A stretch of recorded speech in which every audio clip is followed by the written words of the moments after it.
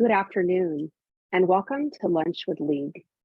My name is Taryn Upchurch, and I am president of the League of Women Voters of San Jose and Santa Clara, a nonpartisan political organization that also covers the cities of Milpitas, Morgan Hill, and Gilroy. Our purpose is to encourage active participation in government and to influence public policy through education and advocacy. We do not support or oppose any political party or candidate. Each month, we host a speaker who can share with us information and ideas that will help broaden our understanding of issues in our community. This month, we are very pleased to welcome Scott Knies, the founding executive director of the San Jose Downtown Association, who is retiring this month after 30 plus years of leadership. He is going to share his reflections on the past, present, and future downtown San Jose, the urban center of the 10th largest city in America. Before there was a Fairmont Hotel, or a light rail transit corridor, or a convention center, or an arena, Scott was a downtown business owner.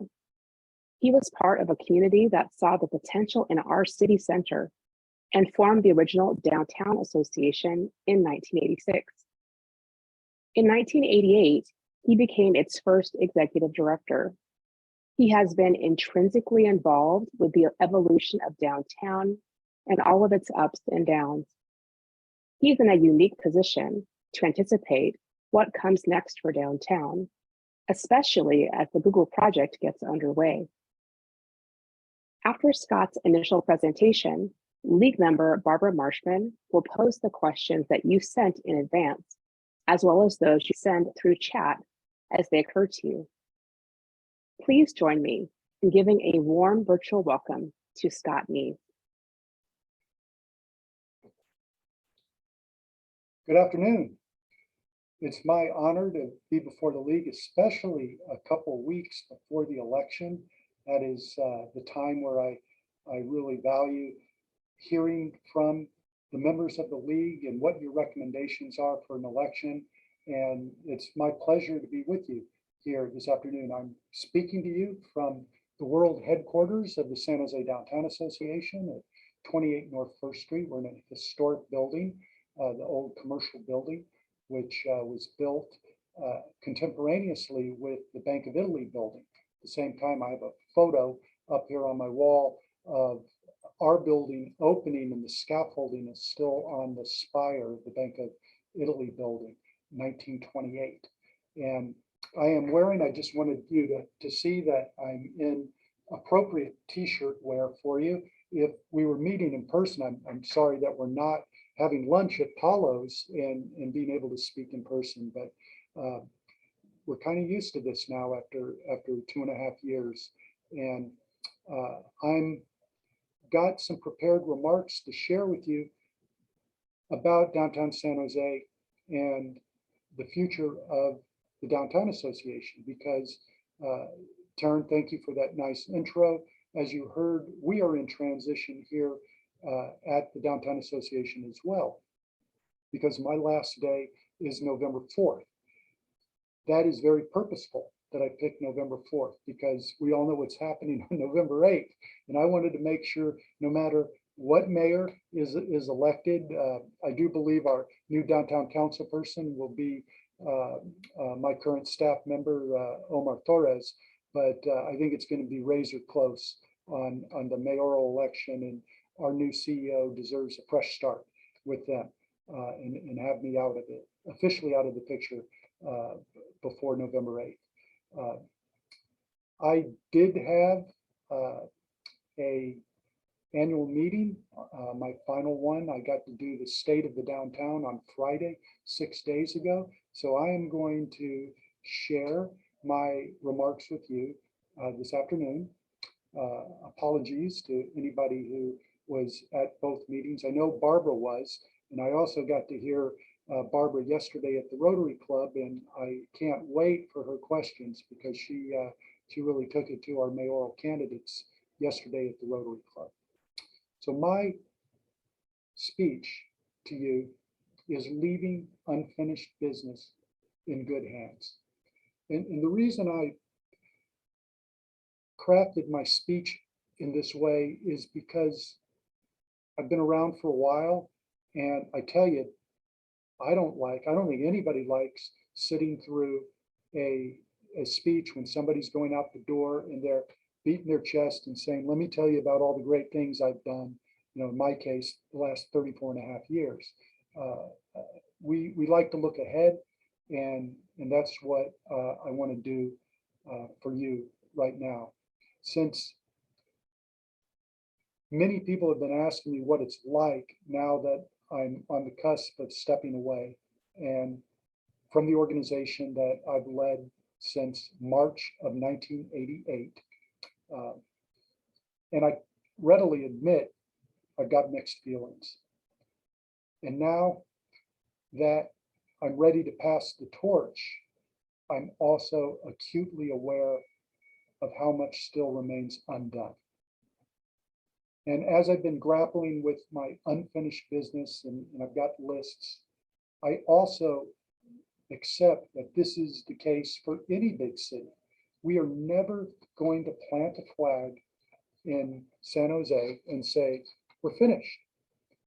Because a big city is always evolving and always changing.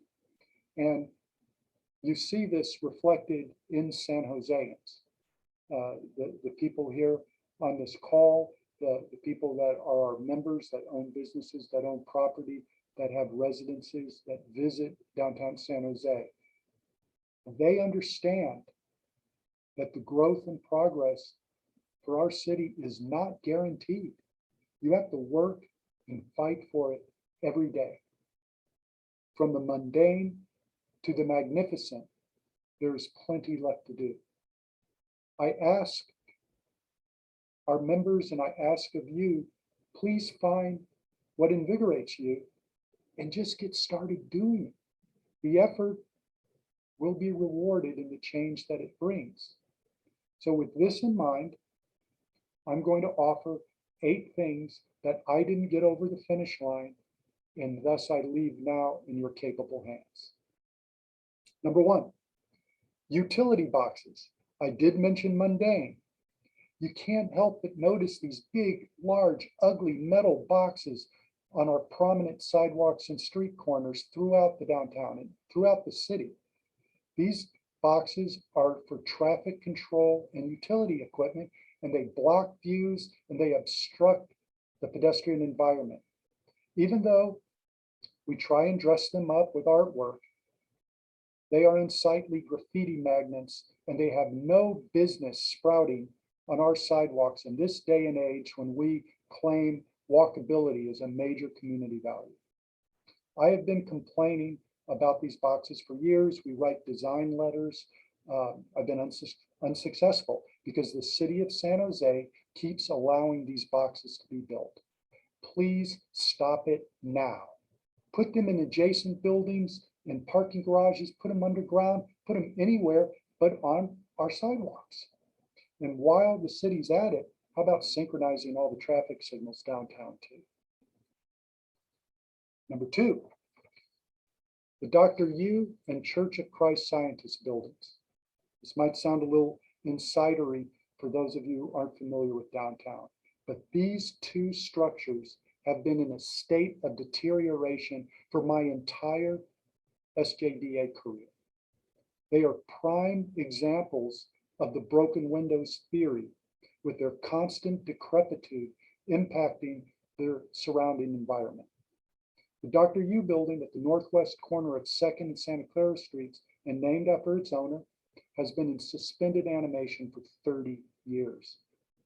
Every single one of its doors and ground floor windows is covered in cheap plywood, which, by the way, we recently painted with our PBID streetlight funds just to make it the corner semi-presentable, but we accept this is but lipstick on the pig.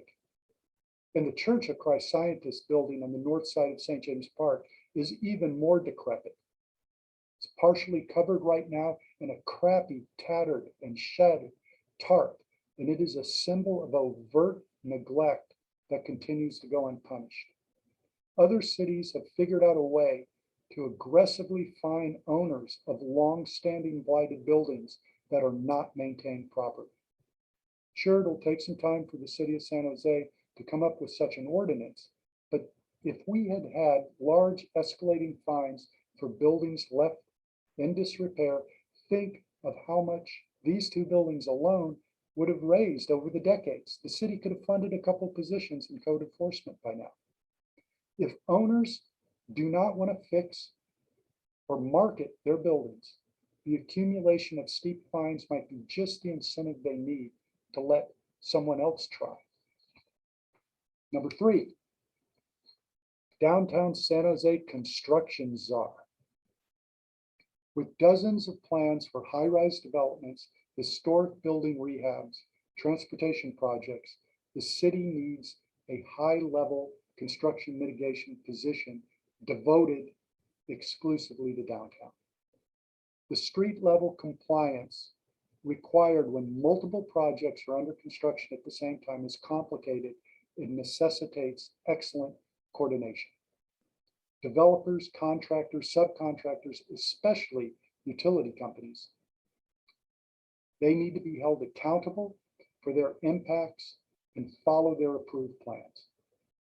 If only half the entitled buildings proposed for the 250-acre Dearborn area comes to fruition at the same time the BART subway construction is underway, the city better be prepared for inevitable disruptions that will surface during this growth surge. Access to streets, sidewalks, parking, storefronts, offices, theaters, museums, conventions, SAP Center, they all have to be factored in and communicated with. Make the construction czar accountable. Number 4, speaking of BART, there needs to be a subway portal on the south side of Santa Clara Street for the downtown station. Over the last several months, there have been huge breakthroughs with BART. The Valley Transportation Agency's tunneling contractor, KST, has proposed a series of innovations to the single board design that has unlocked the potential for better station access. And if there's questions, I can talk about more of the innovations, but I'm focusing on just one, I think the main one right now. The previous design for the subway stations restricted the portals to get down underground to the north side of the stations only, forcing everyone approaching from the south to have to cross Santa Clara Street to ride BART. Not good. Think about all of the downtown generators on the south side of Santa Clara Street. San Jose State University, the Convention Center, City Hall, the MLK Library, all of our museums, most of our major tech offices like Zoom, Adobe, Cohesity, and it's where Urban Community, J. Paul, West Bank, Urban Catalyst have proposed most of their new projects. Mayor Liccardo and Councilman Raul Perales represents D3 downtown, understand all of this, and they have been great champions on the VTA board. For BART's ultimate success downtown, VTA must ensure south side access is operational on day one, even if this means a supplemental EIR to clear the new station portal in a location between 1st and 3rd Streets. Let's get this done. Number 5, kind of my personal favorite of the 8, downtown plan. I don't think it's anybody else's favorite, but it's mine. A truly comprehensive downtown plan was last completed 20 years ago in the go-go years of the redevelopment agency. Since then, our modest downtown planning efforts have been piecemeal, except for the Downtown West plan, which benefited greatly from Google's involvement. But how is Downtown West going to be connected to the downtown core? What about Dearborn Station? Should the state of California come in and take over this grand project that is still nothing more than a concept with our local agencies?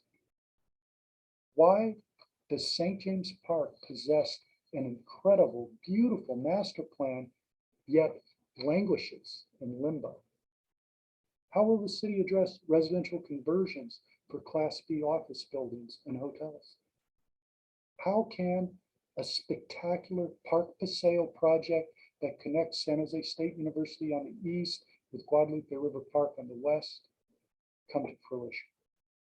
And since downtown is the most accepting and tolerant district in all of San Jose, will homeless services here be overly concentrated? These are some of the big questions that a downtown plan could help wrestle to the ground. Now, there's usually a window, small window, of opportunity to do future setting when a new mayor lands, especially since the mayor we will elect next month has the potential to be in office for 10 years. Establishing their vision for downtown with a full decade for carrying it out, hey, that is top shelf, big city mayor stuff. However, a downtown plan may be a tough sell as we move our mayoral elections to the presidential cycle, and the first term is but 2 years. This means essentially the mayor is running for re-election from the start, and therefore may be more interested in quick wins than planning efforts that bear fruit downstream. Now, I am hopeful that both can be achieved. A downtown plan created in collaboration with the city, private sector investors, community partners like the League, could be what helps unleash San Jose's pandemic delayed roaring 20s. For the benefit of the center city, it will take political courage in 2023 for a new mayor to play both the short and long games simultaneously. Number 6, and you knew we were going to have to talk about this, are disorder issues attributed to our unhoused street population. I mean, we could spend the rest of this webinar talking just on this issue. I have to acknowledge there's been massive efforts by the County of Santa Clara, the city, nonprofits, philanthropists to fund housing. And we all agree that this is the top issue. And those that want shelter, they should receive it. But housing is not the only issue. What about the population living on our street, suffering from mental illnesses, meth, and other addictions that are unwilling or incapable of accepting our help? We applaud the county's approval last year of assisted outpatient treatment, also known as Laura's Law.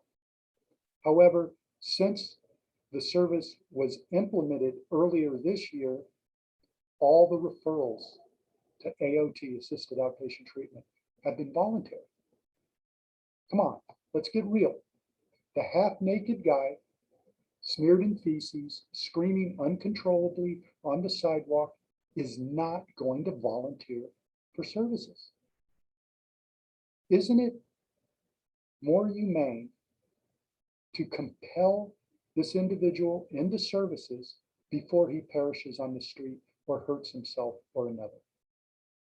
He, of course, is a tragic victim, but so is the community that he's disrupting.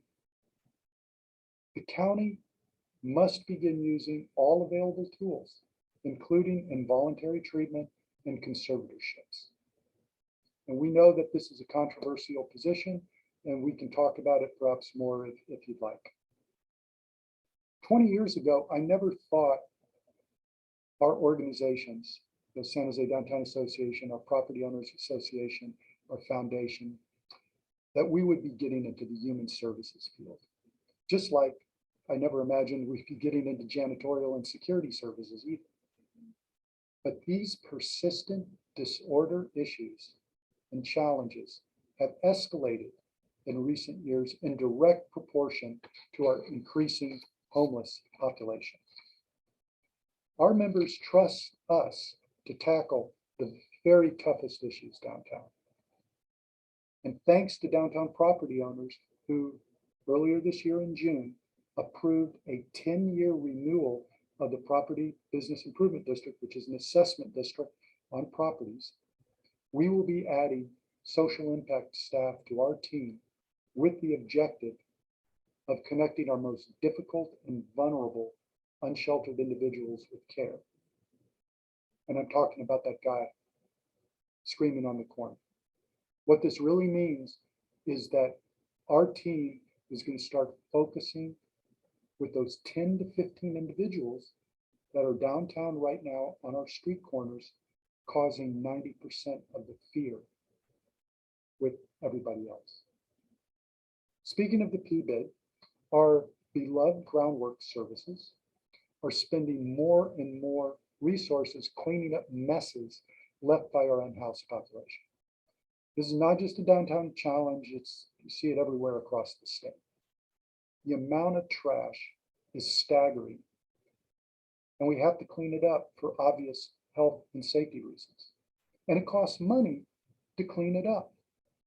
And because of that, and this pervasive need in our community, and the fact that we've got all these contracts for housing and all these services going on, I actually proposed this last year, and I'm talking about my unfinished business. It didn't go anywhere last year either, but I proposed that 10% of every homeless contract funded by the County of Santa Clara and the City of San Jose gets set aside for a clean community fund. And I tell you, when the federal American Rescue Plan money runs out, which has been funding a lot of the extra cleaning that we've been doing lately, you're going to need a local source of funding to keep and maintain clean communities in this county.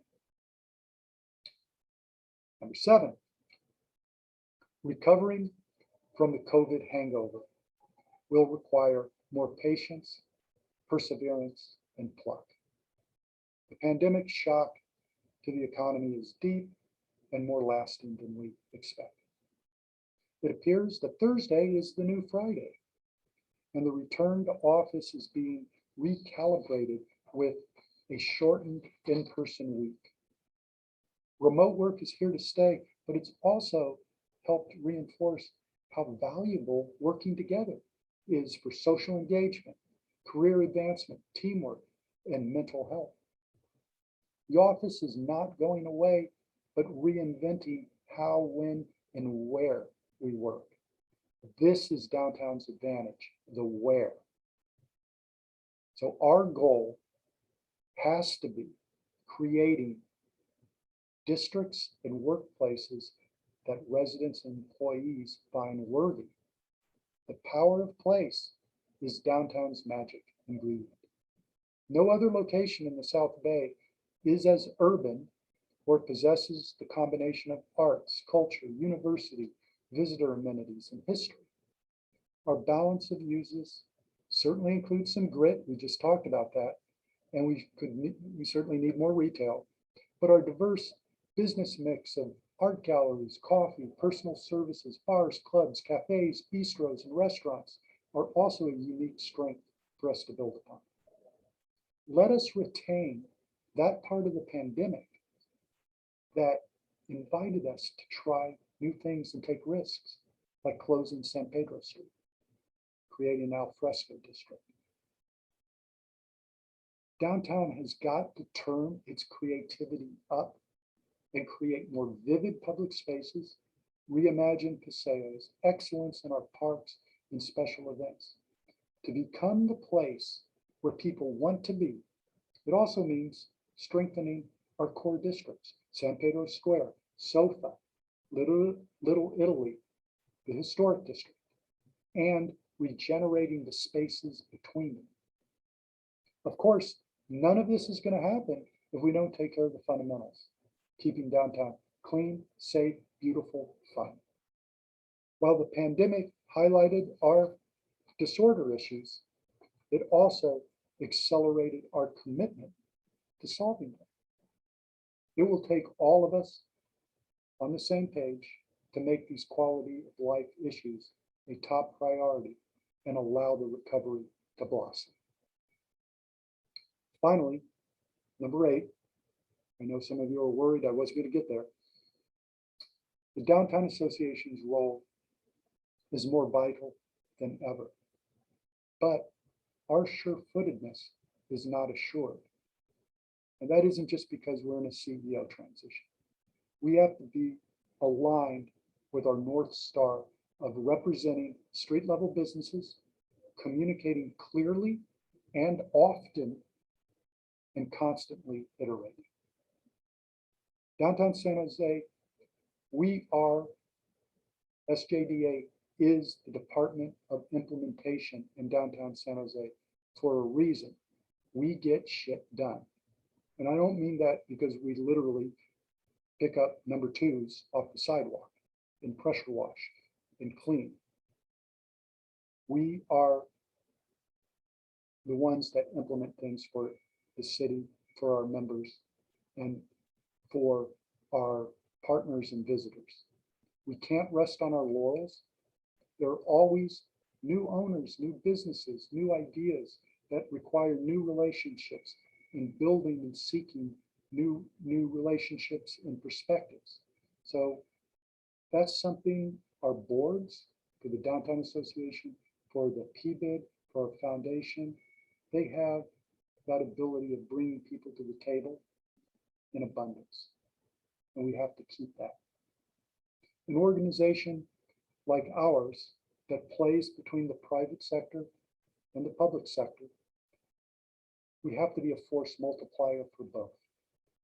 Can you imagine what downtown would look like if we didn't come to work every day?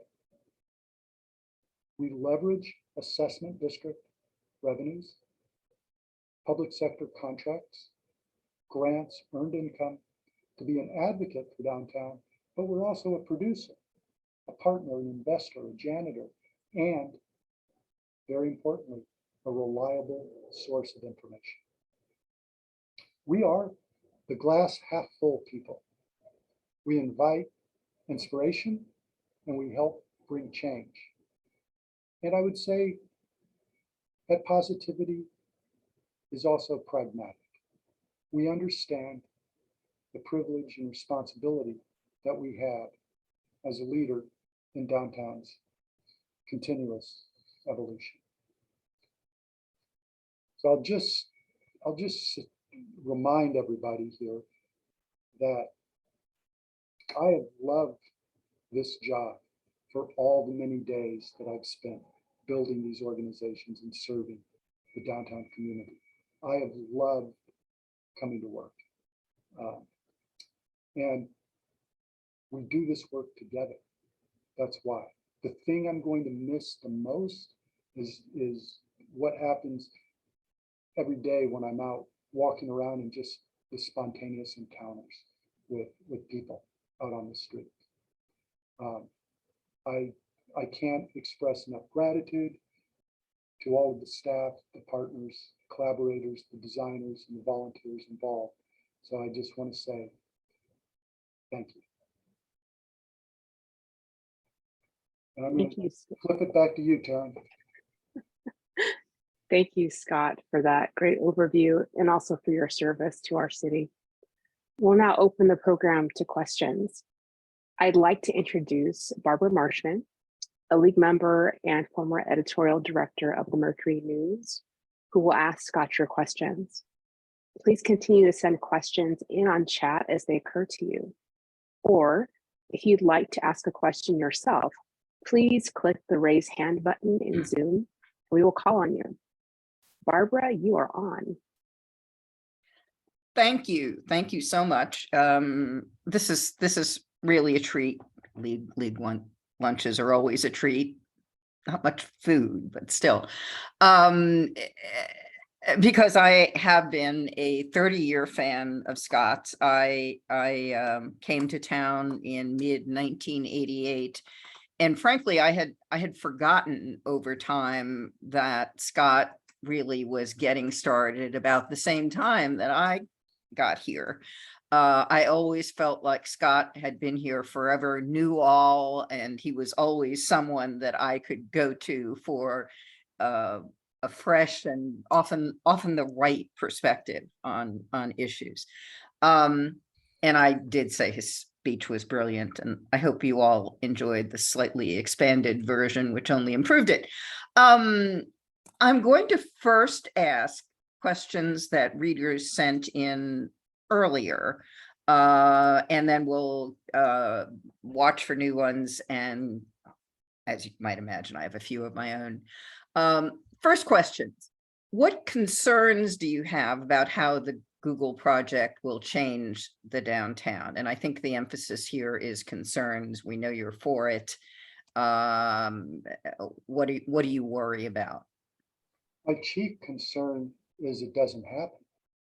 That would change the downtown, I think, in a terrible way. You have to remember that the city had no clue what to do with the west side of downtown after the A's stadium cratered and redevelopment went away. To have essentially, excuse me, a master developer come forward with what I think are terrific plans for 80 of the 250 acres. Remember, when we talk about the west side of downtown, it isn't all Google. It's 250 acres, which is kind of almost unheard of for the proximity to the center of the city.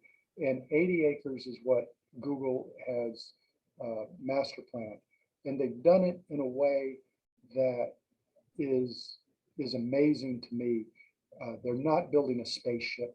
They're not walling off from the community. They're building a street grid with mixed uses, with office, with residential, with retail, with community buildings, and also with open space, paying attention to both the Guadalupe River and Las Gatos Creek, which goes through there. And they're doing it in a way that I don't imagine any other developer would be able to do it.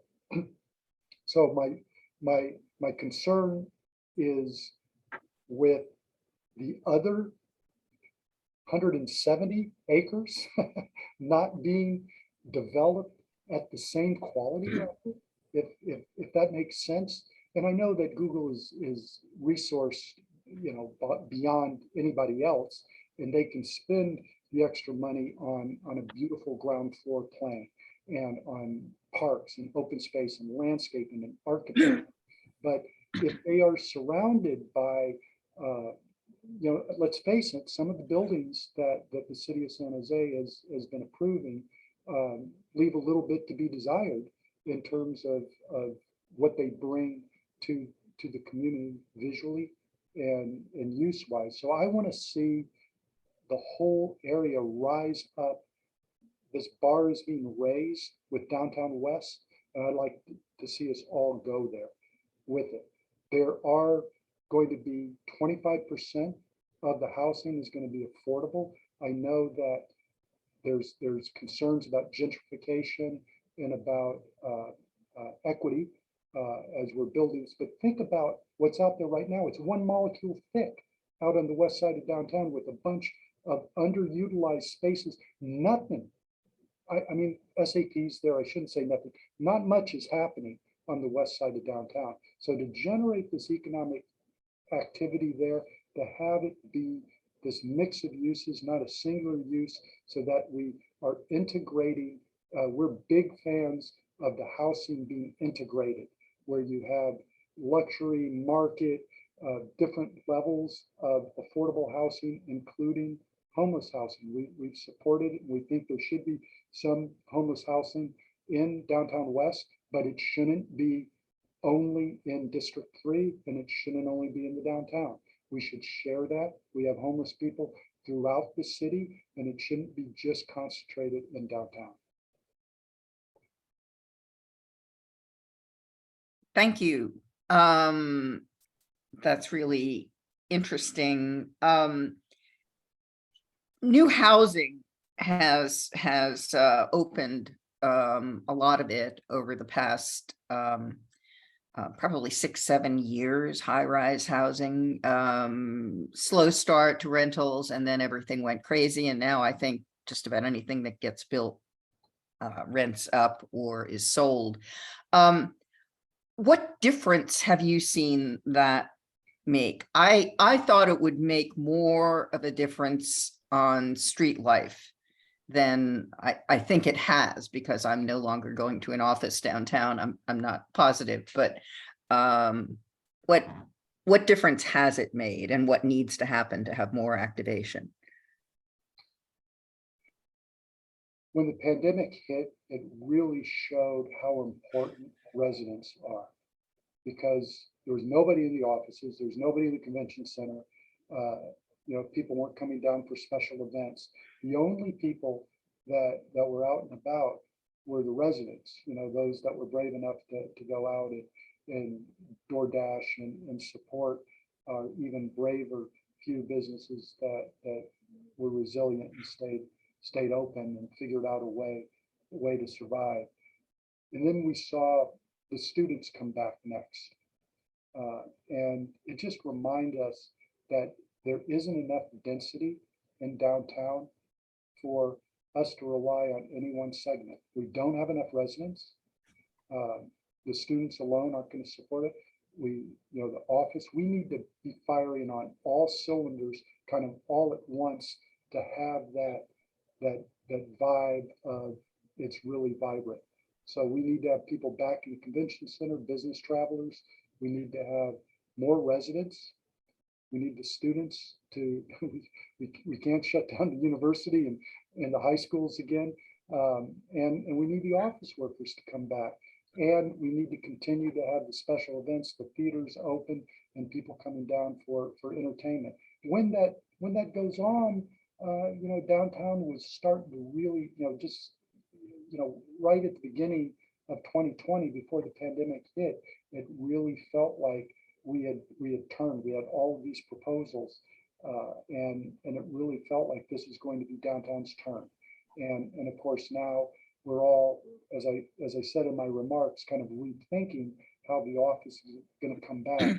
And I expect, Barbara, what you're going to see are, and not every building is suitable for this, but the ones that have a core and you can actually save a little money by renovating some of these older office buildings into residences instead of tearing them down. It's cheaper to tear them down and build from the ground up. But the ones that do make sense, I think you're going to see some conversions coming forward and being proposed here in the next year.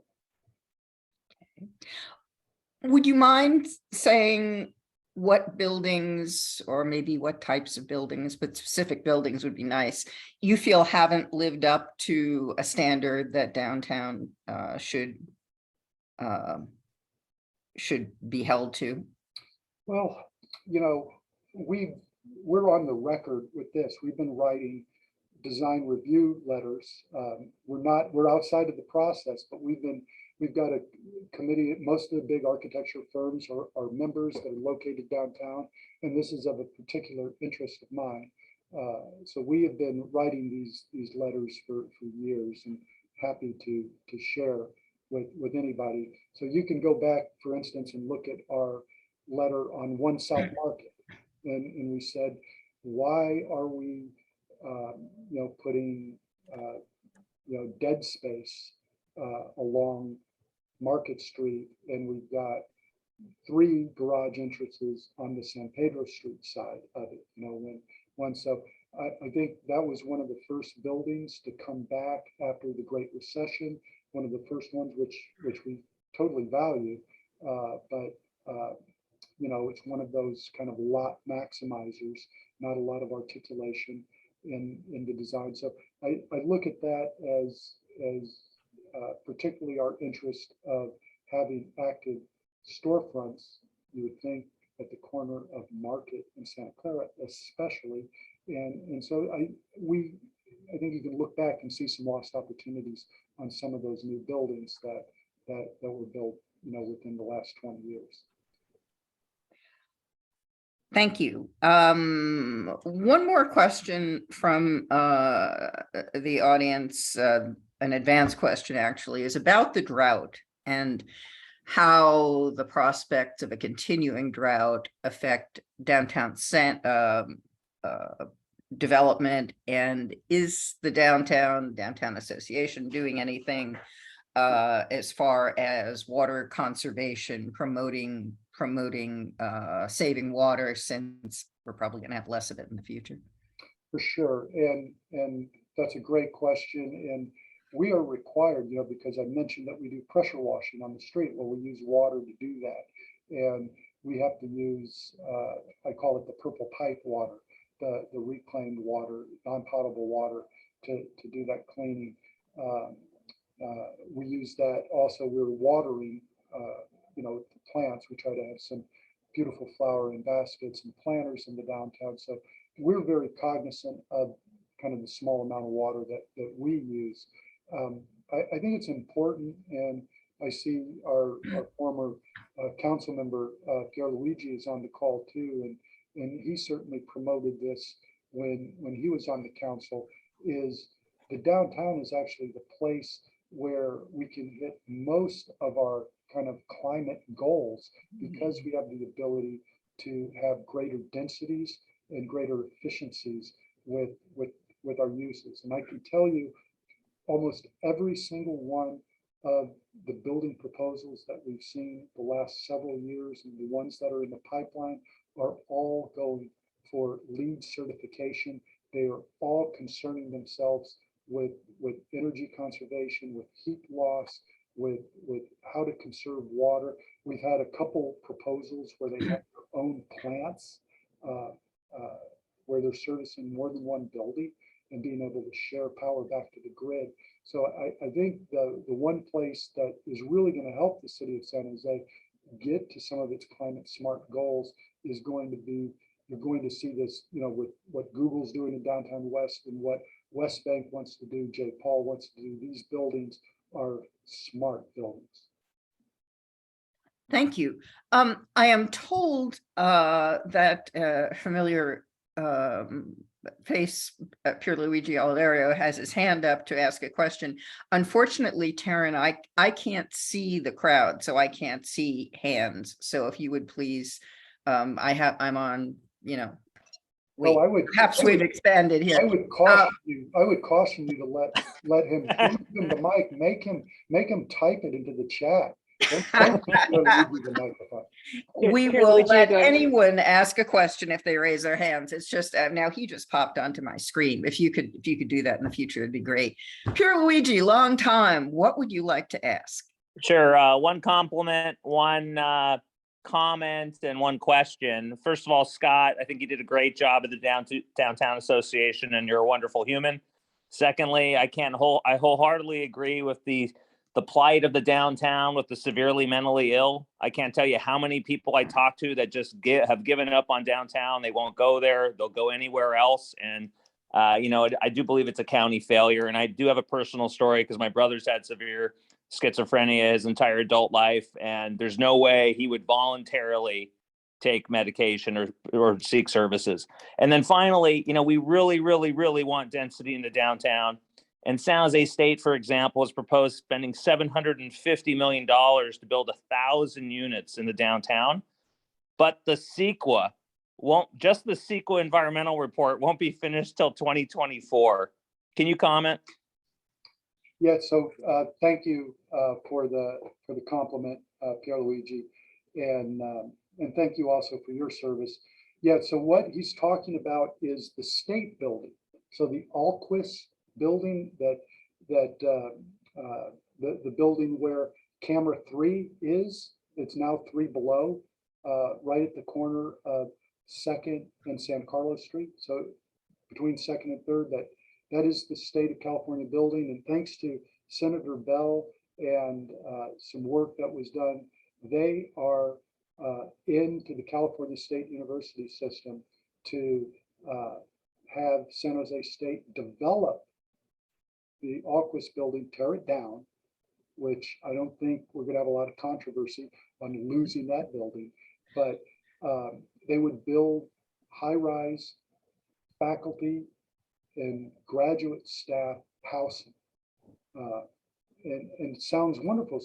So I think to Pierluigi's point, why aren't we doing that now? Well, the only bureaucracy I think that's that can outlast the county, the city, and the state is the California State University system, and they have a process that they're going through, including cobbling together, the funding and the timing. So we're very interested in. We've been in constant communication. We just got a briefing on the project last week, by the way, with our downtown design committee, and the project is just at the massing stage. They don't even have the specific designs yet to even get to the EIR stage. I think also Pierluigi might just be talking about in general how long the CEQA process takes for getting projects done. One of the benefits that we have done in the downtown before, and Barbara knows this well from her editorial board days, is we would do a master EIR, and it would clear. And we did this for downtown West, by the way. It's really interesting. I think we cleared, I forget the number, 15 million square feet of office, or 10 million, whatever it was. And now Google wants to do 7 million of that. And you've got like some jockeying going on. The Caltrain people who want to develop that lot came in with their 1 million feet of office because they very much want to get in under the approved EIR, so they don't have to go out and do their own document. So the CEQA process can be long. It can be, it can cause litigation from all sorts of different folks. And I know that the city is got to follow the rules, and we really need the state of California. And there's been some recent legislation to try to make that be more streamlined for housing projects. And if these bills, survive their challenges, I think it's going to make the housing production move quicker, because it's going to kind of jump some of the previous CEQA requirements. Thank you. A quick question about, there are no quick questions, I guess, about the downtown plan that you would like to see done. Are there we now have San Pedro Square as a totally activated place, and as much as it can be with a parking garage, and I hope the city will continue that. The South First area, SOFA, has a pretty good art scene going on, and seems to be coming back. What kinds of things would you like a downtown plan to accomplish? What would you like to see written in as goals for different parts of the downtown? And what do you see as the downtown borders? Well, I talked specifically about what I would like to see a downtown plan do. The primary thing that, and maybe this goes back to your very first question about what concerns me about Google, is that we create this beautiful downtown West district, and it isn't connected to the downtown core.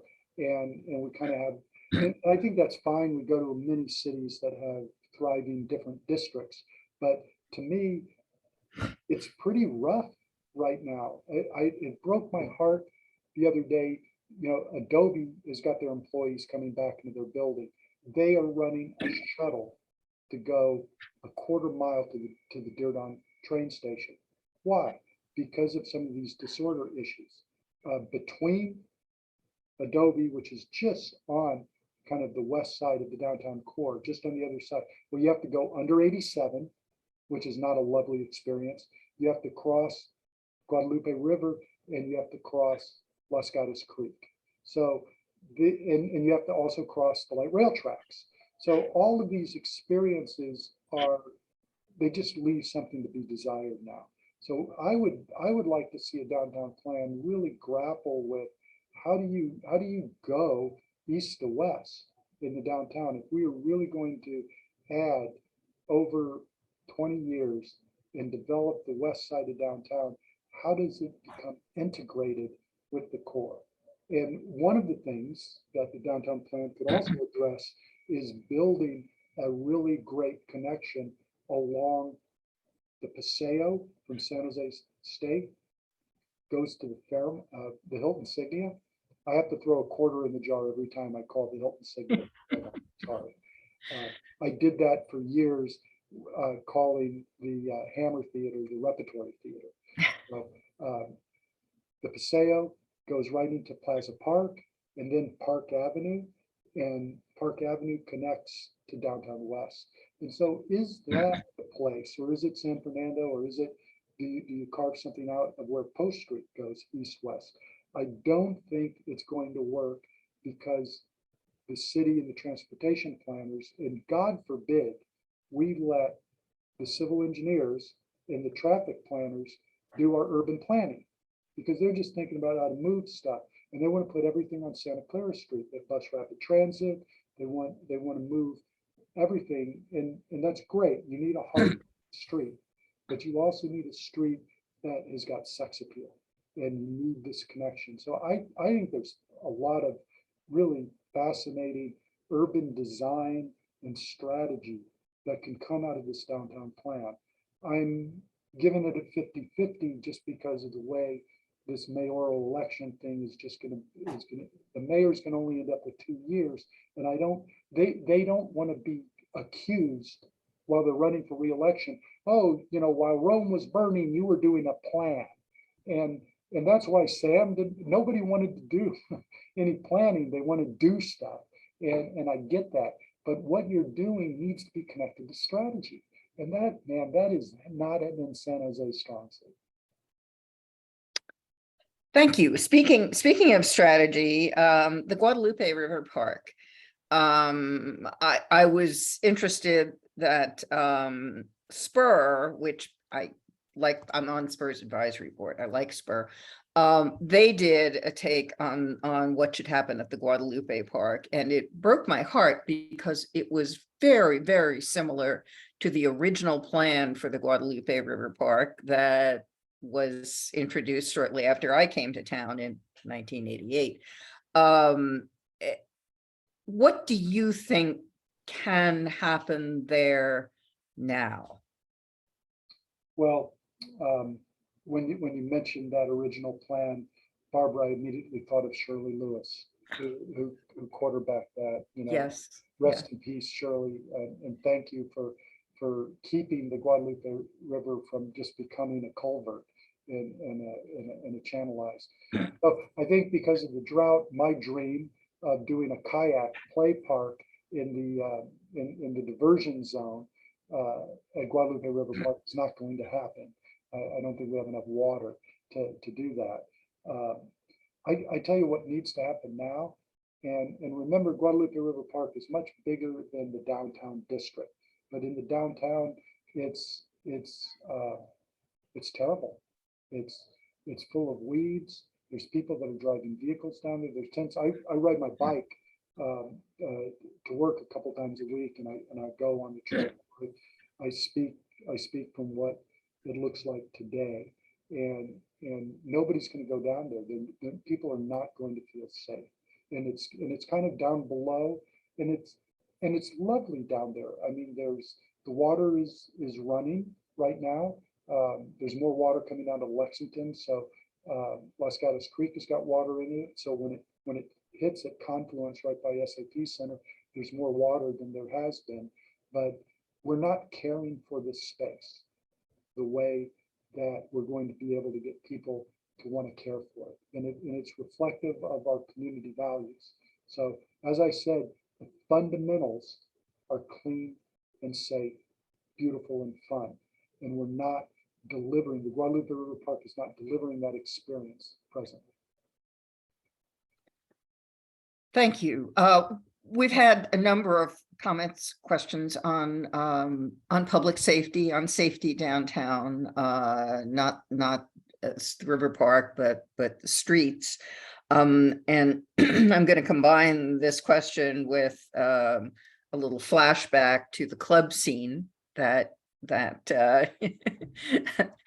Scott took the sometimes unpopular position of don't discourage clubs, they keep downtown alive.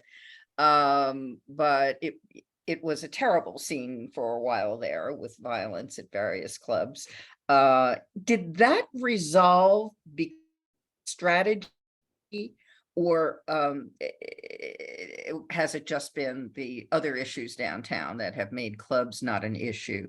And talk also, if you could, about general safety downtown. Well, Barbara, the main thing that happened was we got rid of Rob Davis as our police chief. So Rob, if you will remember that took community policing back ages, when the police lined up and forced people out of downtown. And if you treat people like fools, only the fools are going to start showing up. So we had this terrible, and I fought very publicly with Chief Davis, and I just thought it was the wrong approach. And certainly that has turned out to be the case, hasn't it, with the way that we've been reimagining the police. But that's not to say that there weren't problems with some of the clubs also. Part of it was, it only takes, one bad operator, but that doesn't make the whole barrel bad, and you don't treat everybody like that. So now we have a great relationship with the police. There was a question earlier about, hey, nothing happened in downtown at night. Let me tell you, that is not true. If you come downtown on Thursday, Friday, Saturday night, we are surpassing pre-pandemic levels now. And the entertainment businesses, the bars and the clubs are part of that, as long as our theaters and special events and our restaurants are the main driver force for that. So people have returned downtown at night. We become a regional draw at night. People are coming in for the entertainment, and that's a really big part of it. And so the safety is really what we were talking about, what Pierluigi was talking about earlier, is more related to the disorder issues and kind of the misdemeanor crime, and just people not feeling, and the perception becomes reality when people don't, especially when women don't feel safe, because the men follow the women. We need to keep the women safe here, and they have to feel safe, and that becomes part of what our strategy is for the entire environment downtown. Okay, Taryn, are you blowing the whistle here? Are we getting close to the end? We are getting close to the end, yes. Okay, let me just say, Scott, do you have two things? If you have a wrap-up question, a wrap-up comment, I would love to hear that. And also, if you can stay after, I think Taryn will say something about that. Folks may want to discuss things with you. I just wanted to address Martha's comment. She said that I wasn't talking about retail. I did mention the retail that we have, the galleries, and mostly food and beverage. Downtown's mostly, we've got, just a handful of what we call merchandising retailers. I will tell you that we have great Dytran, Trader Joe's, Whole Foods are all our downtown grocery stores. I know we lost Safeway right at 3rd Street. So the downtown retail that you love to see in other big cities, department stores and such, that probably is not going to be our niche.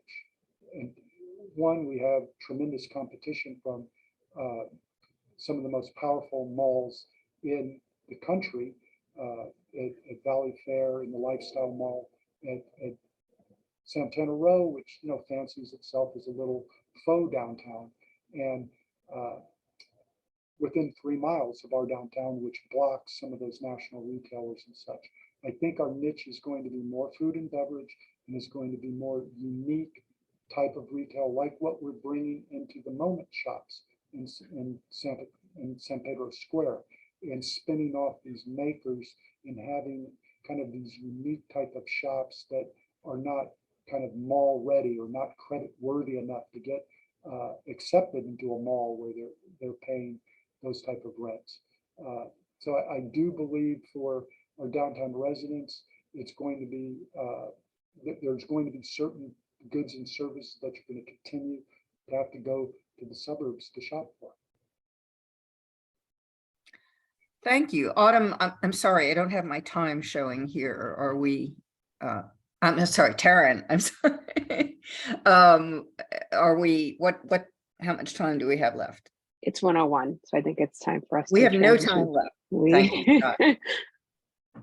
but I want to thank Scott for your time and expertise today. I also want to thank Barbara for taking the time to facilitate the discussion. FYI, Scott has agreed to stay on after we formally close the program in case you would like to talk with him further. In the meantime, please make note of our next Lunch with League program on Thursday, November 17th, when Rod Deardon Sr. speaks on the following topic: climate crisis has a remedy if we act now. I also want to remind you that Voters Edge is an excellent source of background information on candidates and ballot measures as you get ready to vote. You can also watch recordings of the many candidate forums we've held in the past 2 months for key local races. Just go to our website at lwvsjsc.org to find the links. Thank you for joining us today, and we look forward to seeing you at future Lunch with League programs. Have a good day.